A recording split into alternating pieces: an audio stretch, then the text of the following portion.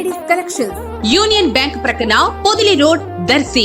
మా వద్ద ఉన్న నల్ల పూసలు, లాకెట్ చైన్స్, ఉంగరాలు, నెక్లెస్లు, చోకర్స్, హారాలు, వడ్డానాలు, బ్రాస్లెట్స్, చెంపసరాలు, మాటీలు, పట్టీలు, జడబిల్లలు, గాజులపై 20% డిస్కౌంట్ సౌకర్యం కలదు. మరియు బ్రైడల్ సెట్స్ అద్దెకు ఇవ్వబడును. పంజాబీ టాప్స్, లెగ్గిన్స్, చున్నీలు, ప్లాజా ప్యాంట్లు, లేడీస్ ఇన్నర్స్, రెడీమేడ్ బ్లౌజులు, మగ్గం, కంప్యూటర్ వర్క్, జాకెట్ ముక్కలు కూడా సరసమైన ధరలకే లభించును. కిడ్స్ వేర్ పై 50% డిస్కౌంట్ ఆఫర్ కలదు. సిరి లేడీస్ కలెక్షన్స్, యూనియన్ బ్యాంక్ ప్రక్కన పొదిలి రోడ్, దర్శి.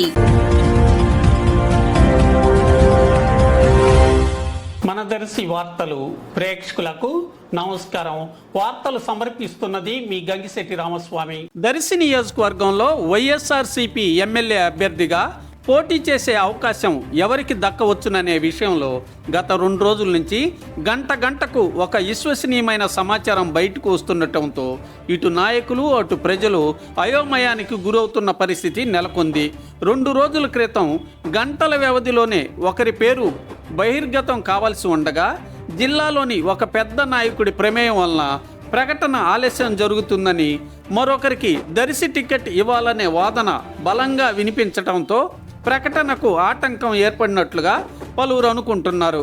ఒక మాజీ ఎమ్మెల్యే పేరు కొన్ని నెలల క్రితమే అభ్యర్థిగా నిర్ణయం జరిగిందని, కానీ మరో మాజీ ఎమ్మెల్యే దర్శి నుంచే తాను పోటీ చేస్తానని భీష్మించడంతో ప్రకటనలో గందరగోళం నెలకొన్నట్లు పలువురు రాజకీయ విశ్లేషకులు అనుకుంటున్నారు.